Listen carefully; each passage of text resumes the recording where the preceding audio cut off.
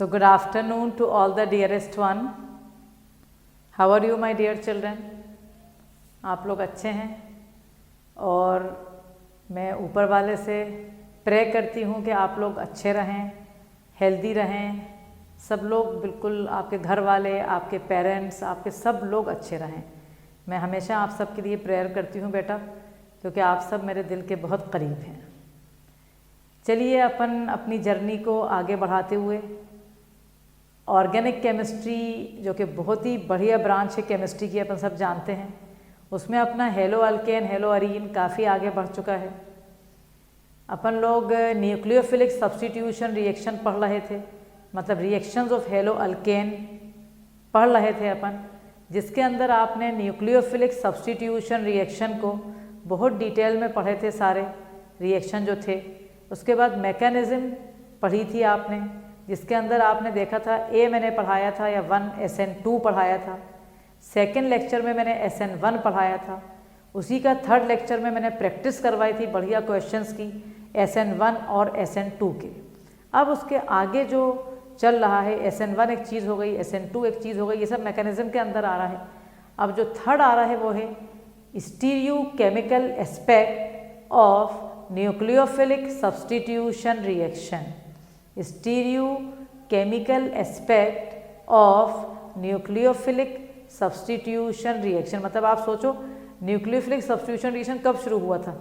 मतलब 2 लेक्चर तो अपन ने रिएक्शन में ख़त्म करे थे, फिर 2 लेक्चर मैकेनिज्म में, फिर 1 लेक्चर उसकी प्रैक्टिस न्यूमेरिक क्वेश्चंस की। 5 लेक्चर हो चुके हैं सिर्फ न्यूक्लियोफिलिक सब्स्टिट्यूशन रिएक्शन में, और ईच लेक्चर 45 to 50 मिनट्स का है। मतलब ये नहीं कि मैं 15 मिनट का लेक्चर है, तो इतना सारा डेप्थ होती है ऑर्गेनिक केमिस्ट्री में। और आज भी अभी भी अपना लेक्चर और अगला लेक्चर भी न्यूक्लियोफिलिक सब्स्टिट्यूशन रिएक्शन के बारे में ही होएगा। आज अपन उसका स्टीरियोकेमिकल एस्पेक्ट देख रहे हैं। तो आज की जो हेडिंग है आप सब लगाएंगे, ये आपकी हेडिंग होगी 3। आप कहोगे मैडम 3 कहाँ से आया? SN2 1 था, SN1 जो था वो 2 था, उसका 3 है ये, ठीक है, याद रखना। SN2 सबसे पहले पढ़ाया था, वो फर्स्ट था मैकेनिज्म में। SN1 सेकेंड पढ़ाया था, वो 2 था, और अब अपन थर्ड ले रहे हैं। थर्ड में आप हेडिंग डालेंगे stereochemical aspect of nucleophilic substitution reaction. Stereochemical aspect of nucleophilic substitution reaction, ठीक है।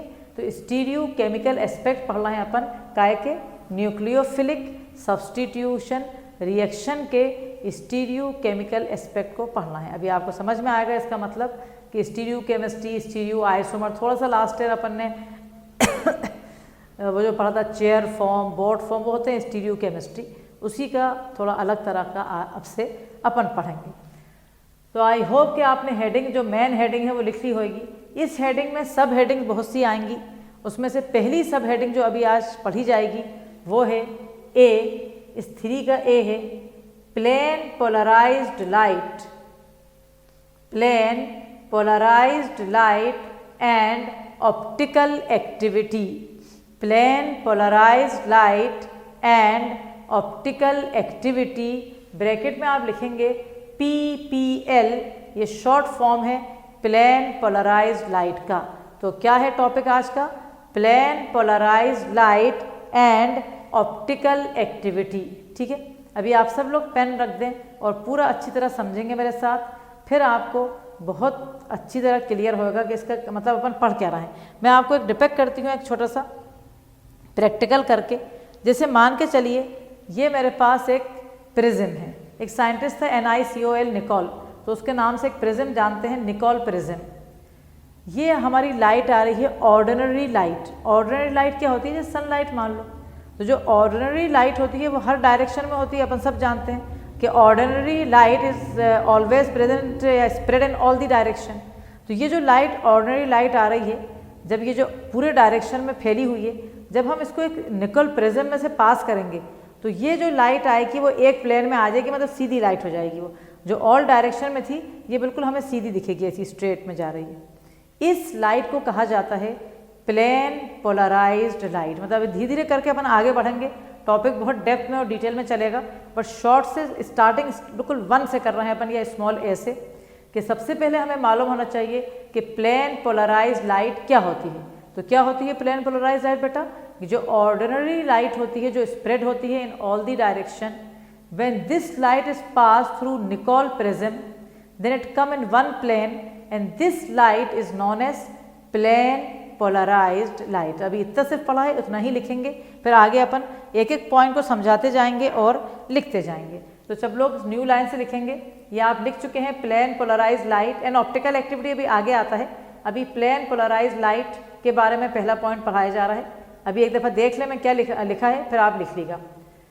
When ordinary light which is in all directions is pass through Nicol prism then it comes in one plane, this light is called plane polarized light, उसका symbol है PPL. Now all of you start writing please. When ordinary light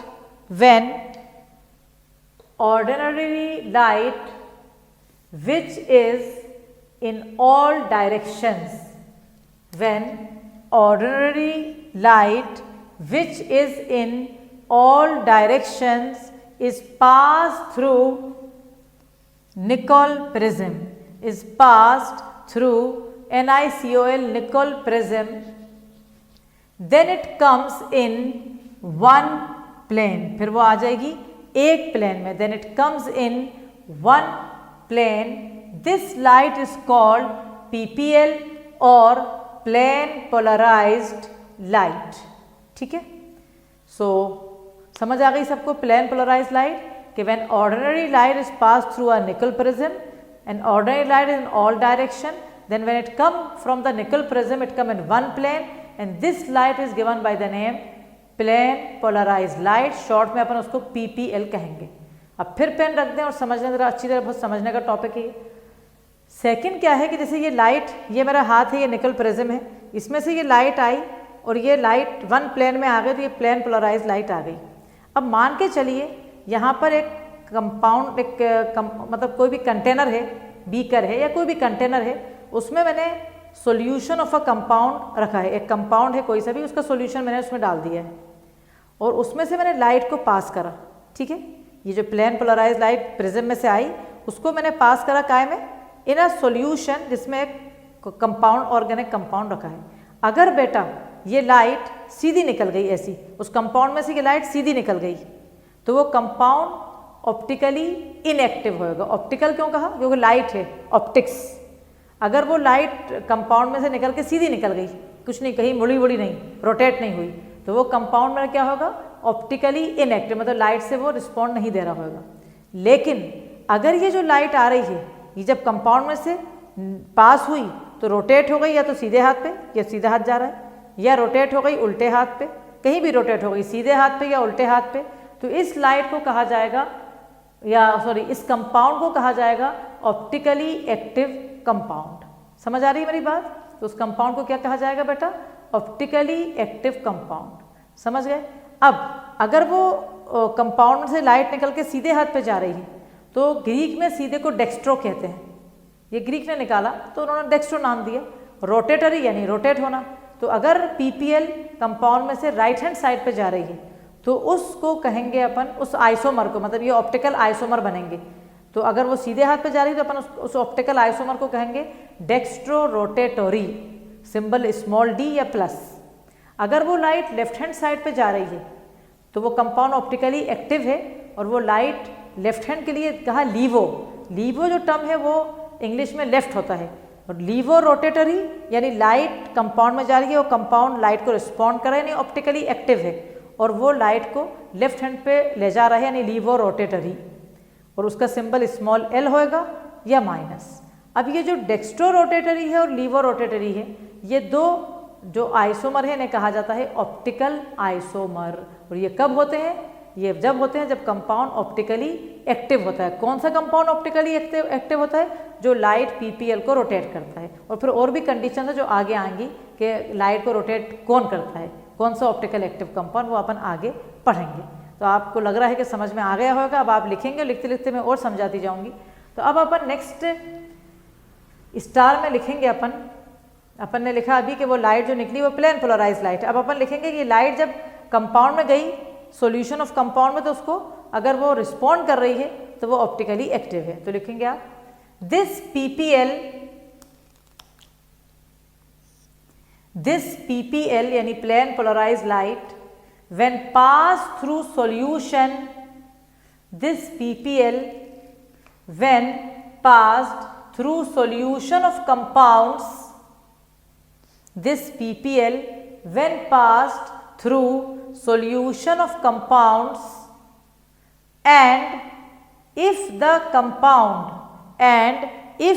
compound rotates this PPL, if the compound rotates this PPL, इस plane polarise light को compound ने rotate कर दिया अगर, it is known as optically active compound, it is known as optically active compound। इस compound को क्या कहा जाएगा? इस कंपाउंड को कहा जाएगा optically active compound। तो again the line, this PPL when passed through solution of compounds and if the compound rotates this PPL then it is known as optically active compound. उस कंपाउंड को कहा जाएगा optically active compound. Next हो गया। अभी ये पढ़ा चुकी हूँ, नेक्स्ट वाला भी ज़रा सा बस 1 मिनट बता रही हूँ। जिस एंगल से, जैसे अब ये जैसे मैंने ये पीपीएल में से निकला, ये मेरा हाथ है, यहाँ से निकल प्रिज्म से निकली, ये स्ट्रेट जा रही है। अब ये मुड़ेगी, रोटेट होएगी, तो किसी एंगल से रोटेट होएगी ना, ऐसे थोड़ी रोटेट कुछ भी हो जाएगी। तो जिस एंगल से वो पीपीएल रोटेट हो रही है उसे कहा जाता है एंगल ऑफ रोटेशन। क्या कहा जाता है बेटा? उसे कहा जाता है एंगल ऑफ रोटेशन। और जिस इंस्ट्रूमेंट में ये काम हो रहा है वो इंस्ट्रूमेंट मैंने भी प्रैक्टिकली वो काम करा है, मतलब अपने रिसर्च टाइम में, कि जैसे यहाँ पर वो ऐसा पोलरीमीटर होता है, यहाँ उसमें अंदर एक प्रिज्म फिट होता है, यहाँ पर एक जगह होती है जहाँ से ऊपर से एक विंडो होती है, वहाँ से हम कंपाउंड का सॉल्यूशन रख देते हैं, यहाँ से एक आँख से हम देखते हैं, यहाँ लाइट का एक सोर्स होता है और हम आँख से देखते हैं कि वो लाइट कहाँ जा रही है। अगर कंपाउंड मेरा ऑप्टिकली एक्टिव है तो खुद दिखता है कि लाइट घूम रही है और वहीं पर एक मतलब मेजरमेंट का एक इंस्ट्रूमेंट होता है जिससे पता चल जाता है कि लाइट कितनी रोटेट हो रही है। तो उस एंगल ऑफ रोटेशन को कहा जाता है, वो क्या है वो एंगल ऑफ रोटेशन जिससे पीपीएल रोटेट हो रही है। और जो इंस्ट्रूमेंट में ये पूरा काम हो रहा है उस इंस्ट्रूमेंट का नाम है बेटा पोलरीमीटर। उस इंस्ट्रूमेंट का क्या नाम है? पोलरीमीटर। तो अब नेक्स्ट पॉइंट पे आप कंटिन्यू करेंगे। The angle by which PPL rotates, the angle by which PPL यानी the angle by which plane polarized light, the angle by which PPL rotates is called angle of rotation. The angle by which PPL rotates is called angle of rotation and the instrument, जो instrument का नाम बताया जाएगा, and the instrument which measure the optical activity, and the instrument which measure the optical activity is called polarimeter, and the instrument which measure the optical activity is called polarimeter। ठीक है, सो I hope कि आपने लिख लिया ये वाला point भी। The angle by which PPL rotate is called angle of rotation, and the instrument by which the optical activity is measured is called polarimeter. अब वही वाली बात आ रही है जो मैंने समझाई थी, अगर राइट हैंड साइड पे है तो डेक्स्ट्रो रोटेटरी, अगर लेफ्ट हैंड साइड पे है तो लीवो रोटेटरी। अब ये अपन लिखेंगे आप लोग नेक्स्ट स्टार में, if the compound rotates the PPL, if the compound rotates the PPL towards right, ठीक है, if the compound rotates the PPL towards right, it is called dextrorotatory. It is called dextrorotatory. If the compound rotates the PPL towards right, it is called dextrorotatory. And bracket में आप लिखोगे Greek में dextro equal to right, Greek में dextro equal to right, ठीक है। और फिर अपन लिखेंगे एंड इट्स सिंबल इज, उसका सिंबल क्या होगा, स्मॉल डी और प्लस। एंड इस सिंबल इज स्मॉल डी और प्लस। ठीक है, न्यू लाइन से यहां मैंने डैश लगा है इफ द कंपाउंड के लिए। If the compound rotates the PPL towards left, ये वाली लाइन को ही अपन लिख रहे हैं। If the compound rotates the PPL towards left it is called laevo rotatory, और laevo equal to left and its symbol is small l or minus. So please I am giving you 1 minute that you have to finish each and everything which is written on the board ताकि अपन आगे वाला topic को अब ले लें। Now we will move to the next topic को अपन अब लेंगे। So I hope कि आप बहुत अच्छी तरह समझ गए होंगे ये सब चीज़ें, क्योंकि बहुत बहुत इंपॉर्टेंट है जो आप पढ़ रहे हैं ये।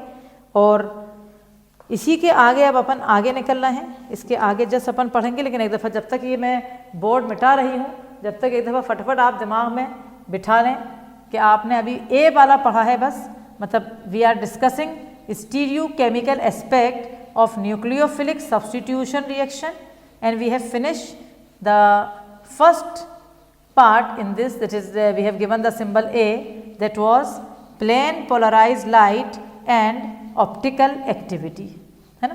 तो लास्ट पॉइंट में जब तक मिटा रही हूँ आप लिखेंगे नेक्स्ट स्टार में dextro and laevo, dextro and laevo isomers, dextro and laevo isomers are called, dextro and laevo isomers are called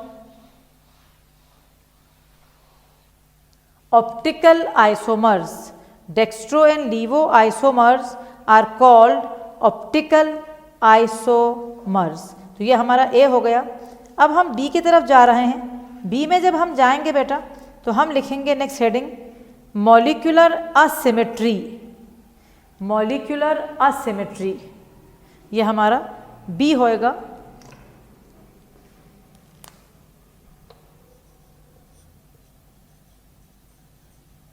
molecular asymmetry, this is the heading।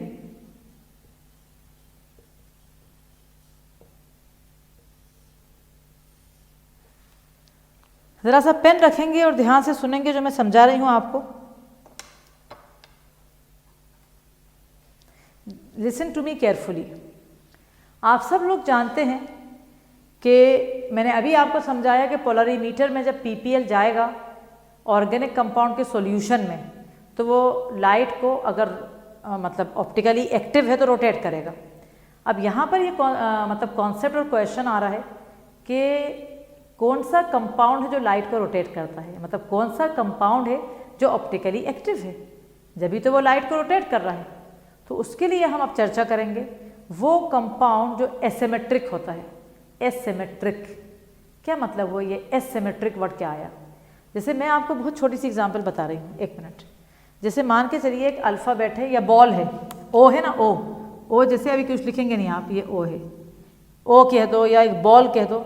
अगर मैं यहाँ पर एक लाइन लगा रही हूँ, इसको मैं मतलब मान लो मिरर मान रही हूँ, एक मिरर है मेरे पास, एक आईना है जो मैंने बीच में रख दिया और बिल्कुल बीच में रखा है। तो ये वाला जो पार्ट है और ये वाला पार्ट, ये दोनों मिरर इमेज है ना, बट ये दोनों, ये एक मिरर और ये इसका इमेज, ये वाला ए और बी जैसे मान लो ये दो पार्ट हैं। तो ए और बी जो है मेरे आर मिरर इमेजेस हैं, ए और बी मेरा क्या है, मिरर इमेजेस हैं। और ये मिरर इमेजेस जो हैं सुपर इम्पॉसिबल हैं, super impossible on each other. तो ये सिमेट्री हो गई, ये असिमेट्री नहीं हुई, ये सिमेट्री हो गई। कैसे? जैसे मैं एक और मेथड से बता रही हूँ। मान के चलो ये वाला हाथ अंदर से और ये वाला भी हाथ अंदर से, ये दोनों हाथ ऐसे सुपर इम्पोज हो गए, ये सुपर इम्पोज एक के ऊपर एक आ गए ऐसे। तो जो मिरर इमेजेस होती हैं जो सुपर इम्पोज हो जाती हैं, जैसे अल्फ़ाबेटिकल ओ अल्फ़ाबेटिकल या स्क्वायर है ना, रेक्टेंगल है, उसको अगर यूँ काटोगे तो ये सब जो मॉलिक्यूल्स हैं, मतलब ये सब जो चीज़ें हैं, ये इनके जो मिरर इमेजेस हैं वो सुपर इम्पोज हो जाते हैं, तो वो सिमेट्रिकल हो गई, वो सिमेट्री है ना, इनमें सिमेट्रिकल है, तो वो ऑप्टिकल एक्टिविटी शो नहीं करती। अब जैसे अपन ले रहे हैं फॉर एग्जांपल एक अल्फ़ाबेट लेती हूँ मैं आपके सामने ए, अल्फ़ाबेट ए ले लें अगर, जैसे इसको अगर मैंने काटा, ये ए से भी अच्छा एक और चीज़, ए नहीं एक और बढ़िया, सी ले लिया, इसका अगर मिरर इमेज देखेंगे आप आईने में तो ये ऐसा दिखेगा ना, सी, पक्का। ये जो मिरर इमेज अगर आप इसको ऐसे उठा के इसके ऊपर रखेंगे, ये ऐसे नहीं, यूं नहीं कह रही मैं, इस मिरर इमेज को लिया और इसके ऊपर रख दिया, तो क्या ये कभी सुपर इम्पोज होगा, ये ऐसे आ जाएगा, क्या ये कभी सुपर इम्पोज होएगा, नहीं। इन्हें कहते हैं वो mirror images which are non super impossible on each other. तो दो तरह की मिरर इमेजेस होती हैं, दिमाग में ओ रखो और सी रखो, बहुत बढ़िया हमेशा याद रहेगा। ओ का जो बीच में से काट के जो मिरर लगाया, उसके जो मिरर इमेजेस हैं ए और बी, वो सुपर इम्पॉसिबल है ऑन ईच अदर, यानी सिमेट्री है उनमें, तो वो ऑप्टिकली एक्टिव नहीं होंगे। लेकिन सी जो है उसका जो मिरर इमेज है उसको जब उठा के इसके ऊपर रखेंगे तो वो कभी भी सुपर इम्पोज नहीं होगा, वहाँ पर क्या आती है, असिमेट्री, और वहीं पर आता है ऑप्टिकली एक्टिव का कॉन्सेप्ट। ये मतलब थोड़ा डिटेल में, बहुत डिटेल में कॉम्पिटिटिव में भी होएगा। अभी जैसे यहाँ पर उन्होंने बहुत ईजी मेथड से बता दिया कि वो कंपाउंड जिसके पास, कंपाउंड तो अपने ऑर्गेनिक तो कार्बन वाले हैं, मतलब जिनमें टेट्रावेलेंसी मेंटेन होती है, 3D होता है, 3D स्ट्रक्चर होता है और टेट्रावेलेंसी। तो उन्होंने ये बताया कि जो कंपाउंड 3D वाला और टेट्रावेलेंट है कार्बन का, उसके अगर कार्बन के आसपास ऑल द 4 ग्रुप्स जो लगे हैं आर डिफरेंट, तो उस कार्बन को हम कहेंगे असिमेट्रिक कार्बन। और जिस भी मॉलिक्यूल में एक भी असिमेट्रिक कार्बन अगर है तो वो ऑप्टिकली एक्टिव है और वो पीपीएल को रोटेट करेगा। उस कार्बन के बहुत से नाम दिए उन्होंने, असिमेट्रिक कार्बन दिया, स्टीरियो सेंटर दिया, कायरल CHIRAL, अमेरिकन कायरल पढ़ते हैं, इंग्लिश चिराल पढ़ते हैं, ये सब नाम उस कार्बन के दे दिए। और ये कहा कि जिस भी कंपाउंड में वो कार्बन है, यानी एसिमेट्रिक कार्बन जिसके आसपास 4 डिफरेंट ग्रुप्स हैं, वो कंपाउंड ऑप्टिकली एक्टिव होएगा और वो ऑप्टिकल आइसोमर देगा और वो पीपीएल को भी रोटेट करेगा। तो ये यानी अपन, वही मैं कह रही हूँ कि कॉन्सेप्ट अंदर से निकालना पड़ रहा है। पहले पता हुआ कि पीपीएल क्या होता है, पोलरीमीटर क्या होता है, लेकिन अब यहाँ पर एक क्वेश्चन दिमाग में आया कि वो जो कंपाउंड है वो लाइट को रोटेट क्यों कर रहा है, कुछ तो ऐसे है जो नहीं कर रहा है, सीधी निकल जाएगी लाइट। तो वो उनकी कंडीशन अब अपन ने देखी कि for any compound to be optically active it should be asymmetric. Asymmetric यानी does not show symmetry, correct, it should not have any symmetry, means its mirror images should not superimpose on each other। फिर इसके बाद फिर अपन वो दूसरी condition ले लेंगे जो इसी से आ रही है कि कंपाउंड के अंदर, मतलब वो एक कंडीशन है, बहुत सी कंडीशन है इससे, मतलब जैसे mirror image non super impossible हो, इस तरह से बहुत से कंपाउंड है जिसके अंदर कायरल सेंटर नहीं दिखेगा, 4 डिफरेंट ग्रुप्स नहीं दिखेंगे, अल्कीन में कैसे दिखेंगे, लेकिन वो भी सिमेट्री शो कर सकते हैं, मतलब ऑप्टिकल एक्टिविटी असिमेट्री। तो वो सब डिटेल में अभी नहीं है, वो तो NCERT का जितना है उससे थोड़ा ज़्यादा ही बता रही हूँ, बट वो डेप्थ अपन के कॉम्पिटिटिव क्लासेस में होंगी। अभी जितना है वो बहुत डेप्थ से जितना पढ़ सकते हैं, इसके हिसाब से उससे ज़्यादा अपन पढ़ा रहे हैं, ठीक है। तो अब अपन, ये सब हो गया आपका। आप चाहो अगर कॉपी में तो ये एक लाइन खींच के डायग्राम बना लो तो आपको फायदा होगा। लाइन खींचे को, इधर तो मैं लिखवाऊंगी, उस साइड आप एक कॉर्नर पे लाइन बना लो, ये O बना लो, यहाँ से एक मिरर लगा दो और फिर लिख दो A and B are mirror images super impossible on each other symmetry, और फिर ब्रैकेट में does not show optical activity, does not show, अभी लिखवा भी दूंगी मैं, पहले ये बना लो, does not show optical activity. ये जैसे A and B non super impossible, non super impossible है ये दोनों, सी वाले जो हैं नॉन सुपर इम्पॉसिबल, असिमेट्री यानी सिमेट्री नहीं है इनमें, शो ऑप्टिकल आइसोमर्स। तो ऑप्टिकल आइसोमर दिमाग में बिठा लो क्या होता है, डेक्स्ट्रो एंड लीवो वाला। तो please I am giving you 2 minutes, 2-3 minutes ले लो और आप ये पूरा बना लो, उसके बाद अपन सिस्टमेटिक वे में इसको लिख भी लेंगे। हरी अप चिल्ड्रन, ये ए हटा देती हूँ मैं, इस ए की कोई जरूरत नहीं है, नो नीड फॉर दिस ए, ठीक है। Hurry up, I am giving you 1 or 2 minutes, till that time you can finish.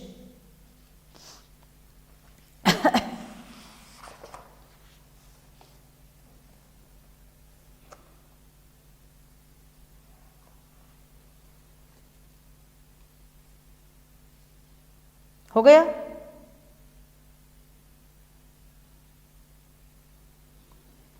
Okay, अब हम ये कर लिया है आपने, तो अब मैं एक यहाँ लिख देती हूँ, मिटाने के, हो सकता कुछ बच्चों का बचा हो। अपन आप एक स्टार लगाएंगे, उसमें आप मेरे साथ एक स्टेटमेंट लिखेंगे। For a compound to show optical activity,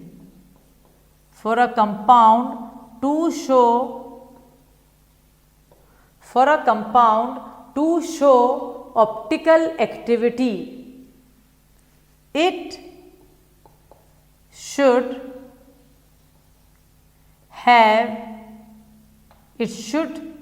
be asymmetric.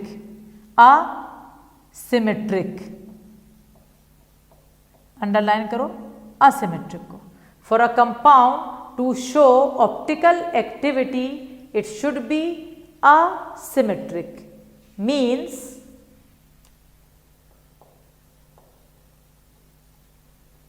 its mirror images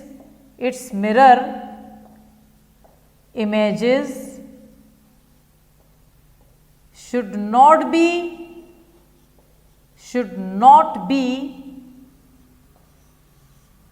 superimposable on each other, should not be superimposable on each other। इसकी फिर से मैं एग्जाम्पल दे रही हूँ। ये सुपर इम्पोज होगा, ऐसे नहीं होना चाहिए, ऐसे होना चाहिए, ऐसे जैसे सी था अपना। So for a compound to show optical activity it should be asymmetric. क्या मतलब असिमेट्रिक का? Means it's mirror images, mirror के अंदर जो इमेजेस आ रहे हैं, should not be super impossible on each other like C and not like O. ठीक है, अब ये मैं मिटा देती हूँ इधर का, आपने लिख लिया होगा यहाँ तक यकीनन। नाउ अब अपन नेक्स्ट पॉइंट जो लिख रहे हैं इसके अंदर वो ये बता रहे हैं कि जो कंपाउंड असिमेट्रिक होता है उसके अंदर जो 3D रिप्रेजेंटेशन जब लेते हैं कंपाउंड में, तो उसका कार्बन के आसपास 4 डिफरेंट ग्रुप्स होते हैं। तो अब न्यू लाइन से लिखेंगे अपन,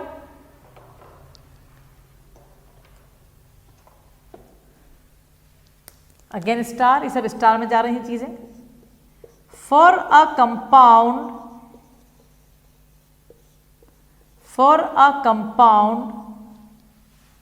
to show optical activity, for a compound to show optical activity,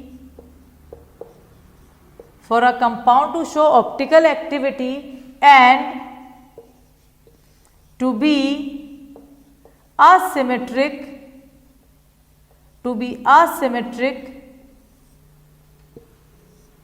it should contain a carbon around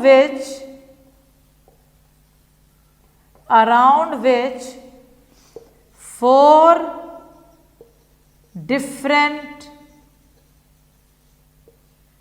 groups are there। ठीक है, again, for a compound to show optical activity and to be asymmetric, it should contain a carbon around which 4 different groups are there। यहां से definition पूरी शुरू हो गई है। This carbon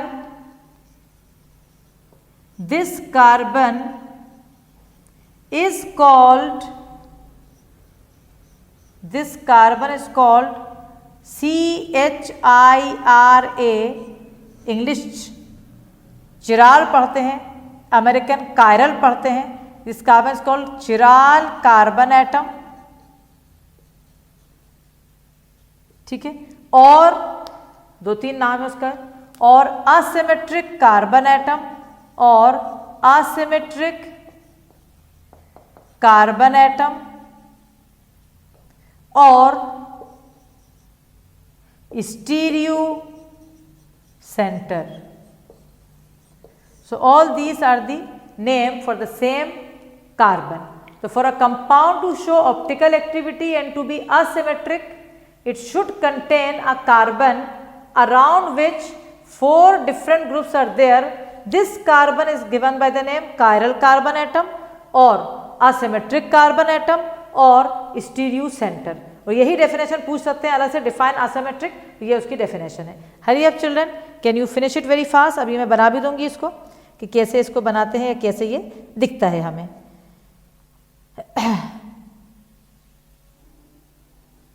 okay अब इसके बाद मैं इसका डायग्राम बना देती हूँ छोटा सा, ताकि आप लोग इसको देख लें और बना लें मतलब अपने कॉपी में.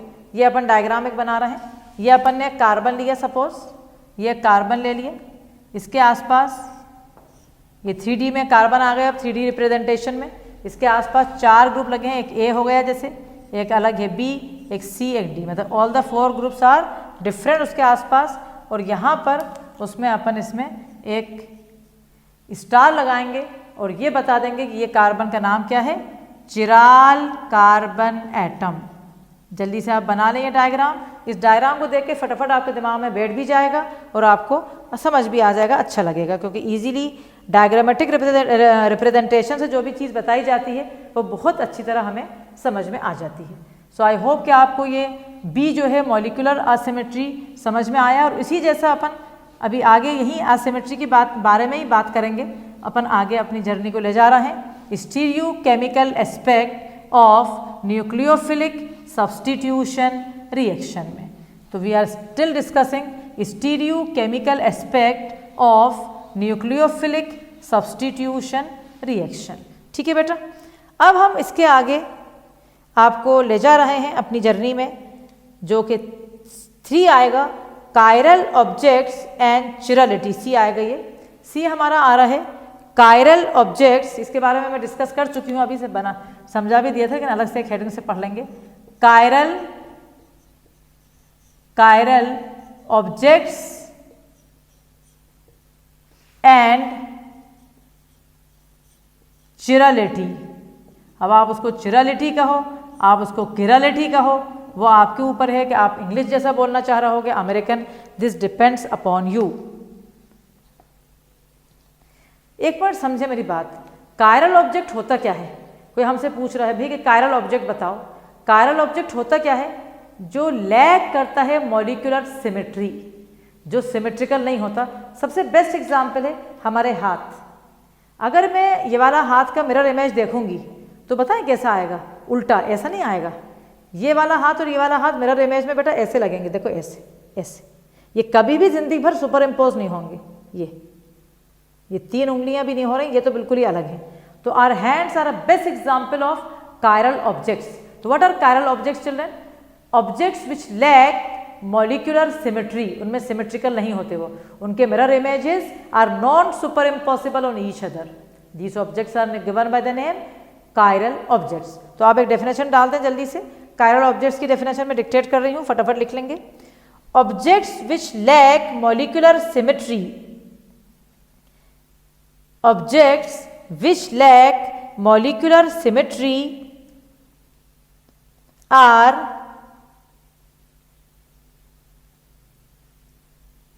not symmetrical. Objects which lack molecular symmetry are not symmetrical. For example, our hands which are non-superimposable mirror images.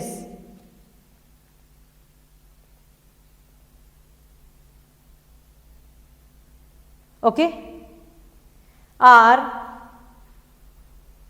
hands which are non-superimposable mirror images. They are chiral. इन्हें chiral कहेंगे and optically active. They are chiral and optically active. तो I hope कि आपको समझ में आया, chiral objects का concept समझ में आया, उसका मतलब समझ में आया. वो ऑब्जेक्ट्स जो मॉलिक्यूलर सिमेट्री को लैग करते हैं, जो सिमेट्रिकल नहीं होते, उन्हें कायरल ऑब्जेक्ट्स कहते हैं. और उनको जो मिरर इमेजेस होते हैं वो नॉन सुपर इम्पॉसिबल होते हैं, जैसे कि हमारे हाथ, जैसे कि सी, जैसे बहुत सी चीज़ें हैं, खाली सी नहीं, जे जैसे जे यूँ बनाओगे उसका मिरर इमेज उल्टा दिखेगा, वो बोथ जे जो मिरर इमेजेस होंगे वो non super impossible mirror images होंगे। अब जैसे अगर आपको मैं एक ऐसा कंपाउंड बनाऊं, फॉर एग्जांपल जैसे वो बना है उसी जैसा, एक से 4 डिफरेंट ग्रुप्स लगाए मैंने, 4 मतलब बॉन्ड्स लगाए, उसमें से 2 ए हो गए, एक बी एक सी। क्या ये कार्बन असिमेट्रिक कार्बन हो सकता है? बिल्कुल नहीं, ये कार्बन असिमेट्रिक कार्बन नहीं हो सकता। क्यों नहीं हो सकता? क्योंकि इस कार्बन के आसपास 4 डिफरेंट ग्रुप्स अटैच नहीं है। तो इस कार्बन को हम कहेंगे अकायरल, वो कायरल था, ये है अकायरल कार्बन एटम, ठीक है।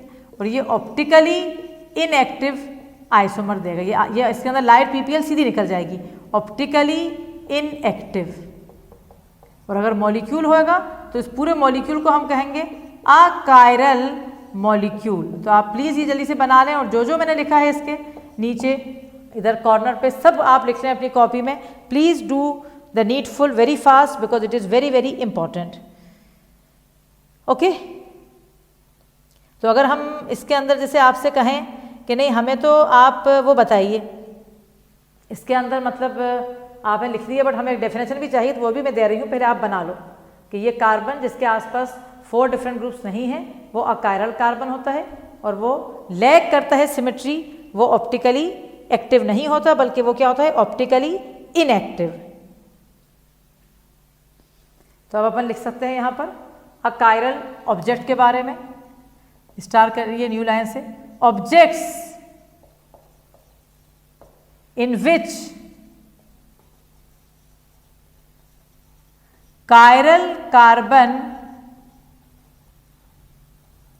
is not there, chiral carbon is not there means are symmetrical,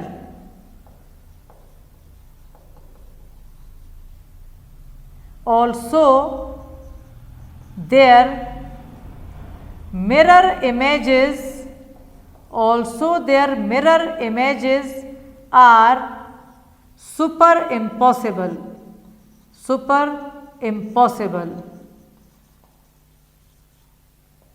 Objects in which chiral carbon is not there mean are symmetrical, also their mirror images are superimposable, are called achiral objects, ठीक है। They are optically inactive, ये optically inactive होते हैं। तो बस इतनी मतलब इतना डिटेल से अपन पढ़ रहे हैं, बट अपन जनरल कंक्लूजन देखेंगे तो बहुत आसान कंक्लूजन निकलेगा कि जिसमें कार्बन एटम कायरल है या सिमेट्रिकल नहीं है, जो मॉलिक्यूल, 2 चीज़ें, या तो कायरल कार्बन हो या सिमेट्री भी नहीं हो, या दोनों या एक भी चलेगा। कभी कभी कायरल कार्बन होता ही नहीं कहीं, carbon double bond triple bond वाले में कहाँ पर 4 ग्रुप ढूंढोगे, तो वहाँ देखोगे सिमेट्रिकल है कि नहीं। अगर मॉलिक्यूल सिमेट्रिकल है तो ऑप्टिकली इनएक्टिव है, अगर मॉलिक्यूल असिमेट्रिकल है तो वो ऑप्टिकली एक्टिव है। Hurry up children, can you finish this that we will give you one very good example. I am giving you now again, एक और मैं एग्जाम्पल आपको दे रही हूँ अभी यहाँ। जैसे कि सपोज अगर मैं आपको देती हूँ butane two all, I am giving you butane two all. अब इसके बारे में अपन डिस्कस करते हैं कि ये क्या है। सपोज यहीं बना लेते हैं, अभी जगह है अपने पास। एग्जाम्पल है ब्यूटेन टू ऑल, और किसी ने हमसे पूछा कि is butane two ol chiral object और achiral, is it show optical activity और इट इज ऑप्टिकली इनएक्टिव। हमें कुछ नहीं पता, हम पहले बनाएंगे उसे फिर हम बात करेंगे। ब्यूटेन टू ऑल के लिए ये CH3 हो गया, ये CH2 हो गया, यहाँ पर CH में OH है और यहाँ पर हमारे पास CH3। This is the structure of butane two all, ये मेरा ब्यूटेन टू ऑल का स्ट्रक्चर है। अब इसमें मैं फाइंड आउट करूँगी जितने भी कार्बन हैं पूरे मॉलिक्यूल में, उनमें से अगर एक कार्बन के पास भी 4 डिफरेंट ग्रुप्स हैं तो वो ऑप्टिकली एक्टिव हो जाएगा और कायरल मॉलिक्यूल मान लिया जाएगा। चलिए करते हैं अपन। ये वाला कार्बन के पास 3 हाइड्रोजन है तो तीनों सेम हो गए। इस कार्बन को देखें आप, इसके पास एक H है, ये ऐसा कर दिया, एक OH है, एक मिथाइल ग्रुप है और एक इथाइल ग्रुप है। मुझे ऐसा लग रहा है कि ये जो कार्बन जिससे ये 4 ग्रुप जुड़े हुए हैं, ये कार्बन हमारा जो है वो असिमेट्रिक कार्बन है या कायरल कार्बन लग रहा है। ये वाला कार्बन जो हमारा है, ये मैंने स्टार लगा दिया, this carbon is chiral carbon atom. Why?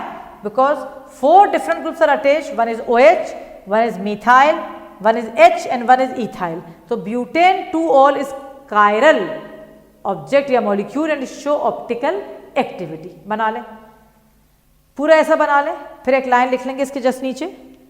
So butane 2-ol is chiral molecule, butane 2-ol is chiral molecule and it shows optical, OA कर दिया मैंने, optical activity and it shows optical activity। वो क्या show कर रहा है? वो show कर रहा है optical activity। ठीक है बेटा, सो वेरी गुड एक्सप्लेनेशन और बहुत बढ़िया समझ में आ रहा है। मुझे पता है आप लोगों को सबको समझ में आया है ये बहुत अच्छी तरह। अंडरस्टूड? ओके, नेक्स्ट हमारे पास एक बहुत अच्छा एक और चीज़ आ रही है, वो शायद हमारी क्लास का आज लास्ट टॉपिक होएगा। उसके बाद वाली क्लास में, अगली क्लास में अपन कंप्लीट करेंगे स्टीरियोकेमिकल एस्पेक्ट, क्योंकि अभी बचे हैं वो। तो नेक्स्ट हमारी हेडिंग होगी, या आपने सबने लिख लिया होगा, अब डी पे आ रहे हैं आप। डी जो हम लिख रहे हैं या बना रहे हैं या हेडिंग डालना है वो है इनांशियोमर्स।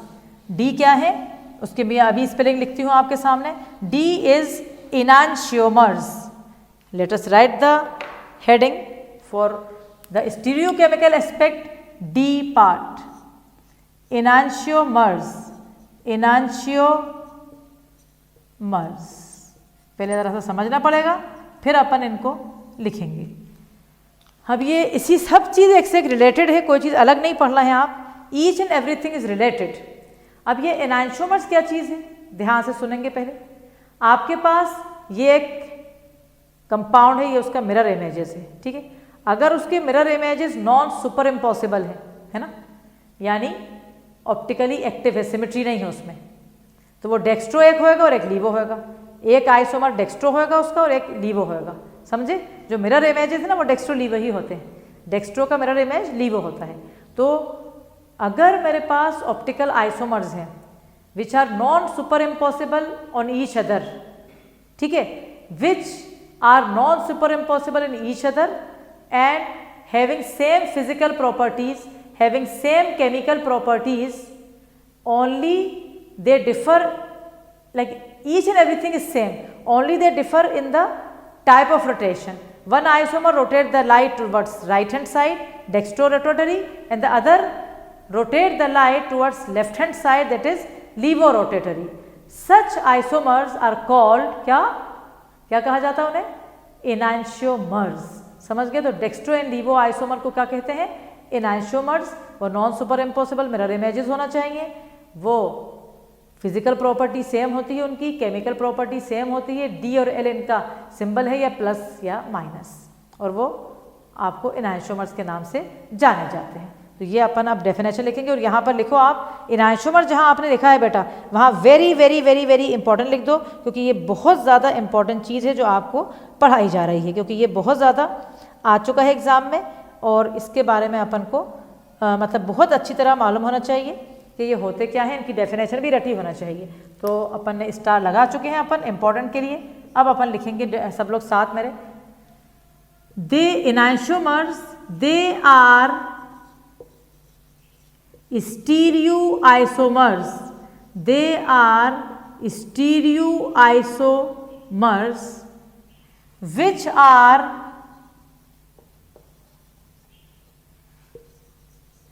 optically active, which are optically active and non super impossible, ये सब बहुत इंपॉर्टेंट पॉइंट है इसका, non-superimposable mirror images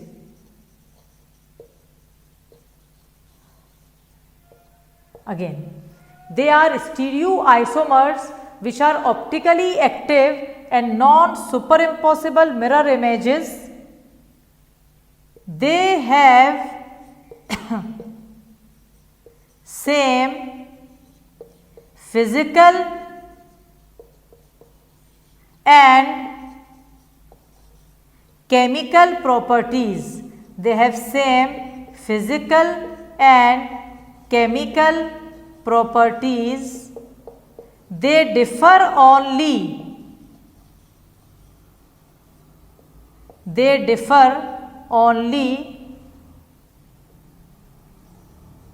on the angle of rotation, on the rotation of PPL. So again I will repeat, they are stereoisomers which are optically active, पहली condition है. Non super impossible mirror images दूसरी condition है. Have same physical and chemical properties, differ only in the rotation of plane polarised light. One of them rotates the PPL towards RHS, bracket में D लगा दो, and the other rotates the PPL towards LHS यानी L. So D and L are enantiomers. पूरा ख़त्म कर लें. और बहुत इम्पोर्टेंट आज की क्लास आपने पढ़ी है, जिसके अंदर बहुत सी नई चीज़ें आपको मिली हैं जो कि आपने पहले नहीं पढ़ी थी. सो आपको मुझे लग रहा है, लेकिन अगली क्लास इससे जस्ट बिल्कुल मतलब इसी के साथ चलेगी, मतलब इसी का कंटिन्यूशन में रहेगी. तो ये वाली क्लास पूरी पढ़ के आना है. जैसे आपने लिखा है यहाँ कि इनकी फिजिकल प्रॉपर्टीज सेम होती हैं, मतलब मेल्टिंग पॉइंट सेम होते हैं, बॉइलिंग पॉइंट सेम होते हैं, रिफ्रैक्टिव इंडेक्स सेम होते हैं, सब कुछ सेम होता है. तो ये डेफिनेशन याद करेंगे अच्छी तरह. वीडियो को ज़रूर एक दफ़ा रिविजिट ज़रूर करेंगे ताकि अगला वाला जो लेसन है वो पूरा समझ में आए. और यकीनन आपने बहुत अच्छी तरह समझा होगा. और अच्छी तरह देख लें, अगर डाउट्स हैं तो ज़रूर पूछ लें आप मुझसे इंडिविजुअली, ताकि अगली क्लास भी पूरी आपको समझ में आए. और ये बहुत इंपॉर्टेंट है, stereochemical aspect of nucleophilic substitution reaction. So this is the end of today's class. Please don't forget to subscribe the channel, share your knowledge and like the video from Dr. Amina classes, Dr. Amina HOD Chemistry. So all the best. Bye bye.